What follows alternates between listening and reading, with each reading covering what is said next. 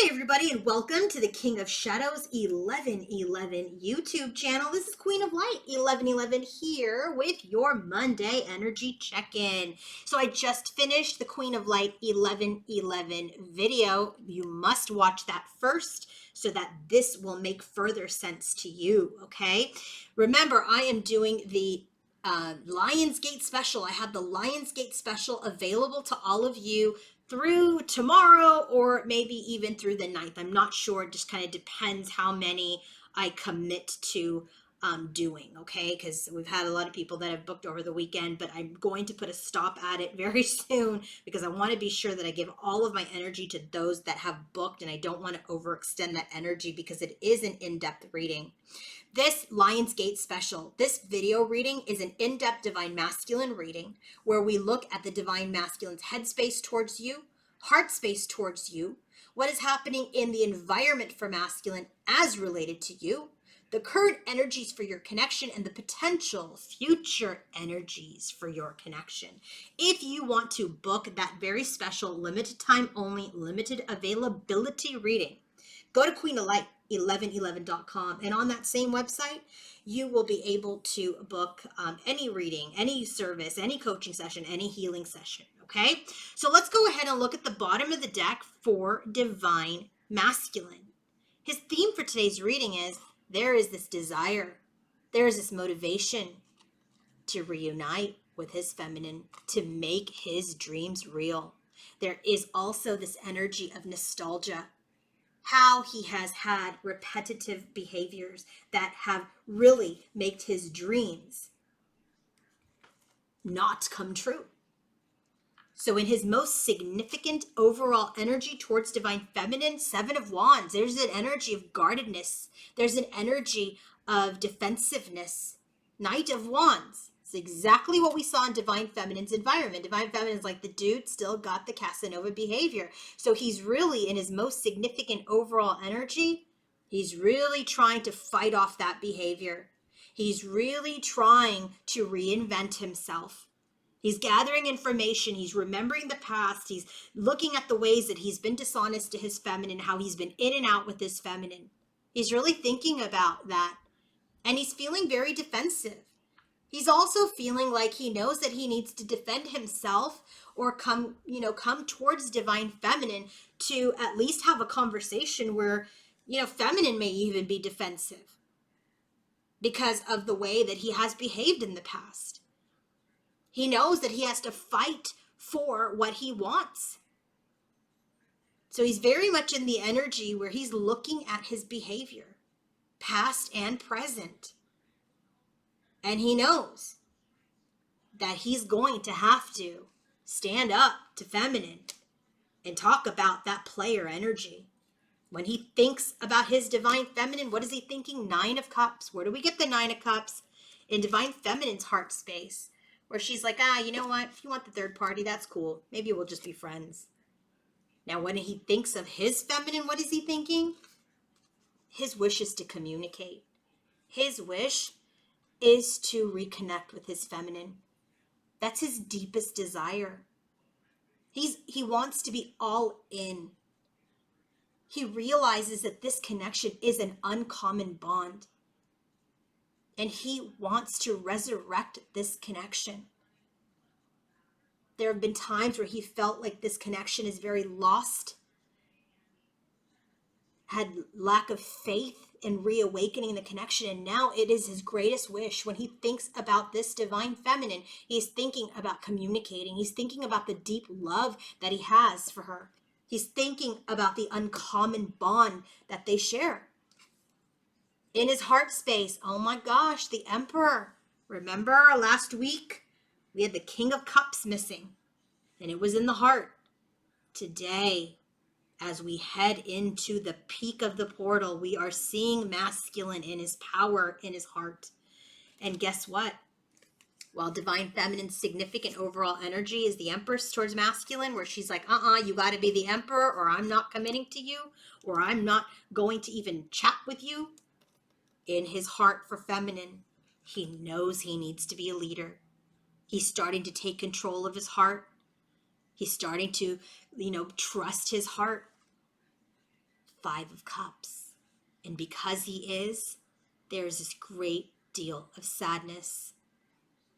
There's this great deal of grief that he is feeling as he connects to his higher self, as he rises above. He is ready to connect to his vision, to make his wishes come true. And what's happening in his environment as related to divine feminine, there is an ending, but also a beginning. There's a transformation occurring. There's an end of a knowledge cycle. There's an end of some education. And he's starting to stabilize himself. He's starting to secure himself. He's starting to understand what his willpower is and how he can persevere to make his wishes come true. So now, what is the end of this education? 3 swords, 10 of swords, and the moose. Bottom of the deck, theme for the reading for the karmic. There's this grief, this sadness, this betrayal. It's ending, and he's standing independent and spending time alone. I'm telling you, man, I feel like for some, that karmic connection, that cycle has ended. The education is over with that karmic. So now, what is his most significant overall energy towards the karmic? 7 of Cups, Knight of Cups, and the Clover. Where do we get the 7 of Cups? Bottom of the deck for Divine Feminine. Divine Feminine's like, I got options, dude. I don't need to sit around here and wait for your cup. And now masculine's energy towards the karmic is, yeah, I have other options that I want to move towards. So do you see how feminine standing in her power and releasing and surrendering masculine and desire for union creates shift? That was feminine's karmic cycle too. Feminine's karmic cycle is holding on to masculine. This is union. This is the union. This is the guy I want. This is the guy I want. This is the guy I want. This is the one. I only want to stay here. I only want him. I only whatever. That's the problem. The minute she releases, he's releasing his karmic cycle too. He releases it in the 3D as a person. She releases it energetically. That's exactly how divine feminine and divine masculine energies work. So his most significant overall energy towards the karmic person, karmic cycle, karmic situation, karmic pattern is there are options, other options in love. I want to be carefree. I want to move on. I want to follow my luck, follow my wishes. What is his most significant thought when he thinks of this karmic? 9 of Cups. Where do we get that? Right here for Divine Feminine. But guess what? What is he thinking when he thinks of this karmic? You're not my wish. You're not my wish. You are not my wish come true. There are these wishes and dreams that I thought that you were going to be a part of. Death card. It's the end. You're not my wish, karmic. You're not my wish come true. And this is why we got the death card in his environment towards feminine. It's the end of this education. And this education is karmic's not your wish. Because in his headspace towards feminine, the wish, the dream, the desire, the bond is for his feminine.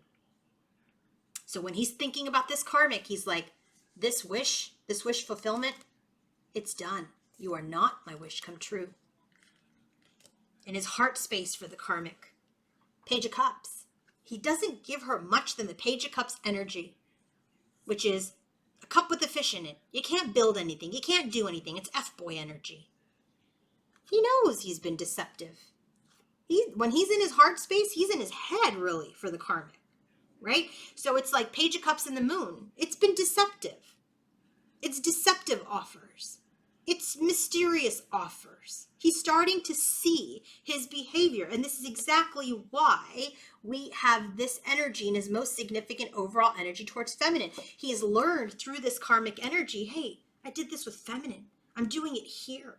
I keep doing this over and over again, giving this F-boy energy, giving deceptive, offers. He's starting to see. He's starting to see. As he steps into his heart space and becomes the master of it in his heart space for feminine, he's starting to see in his heart space for the karmic that his offers are deceptive. This is not what he wants. He makes small offers because there's fear and uncertainty.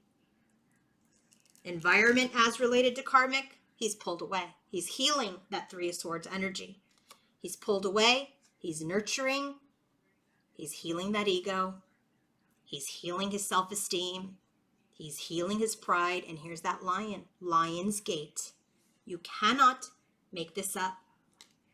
Members only reading tomorrow. We're going to do a Lion's Gate reading. If you're not a member of my Queen of Light 1111 YouTube channel, join now. It's a big day. There's a peak happening here. We have the Three of Swords at the bottom of the deck for the karmic with the 10 of Swords. And in his environment is the Four of Swords. He is healing from this pain, his self-betrayal, this painful ending.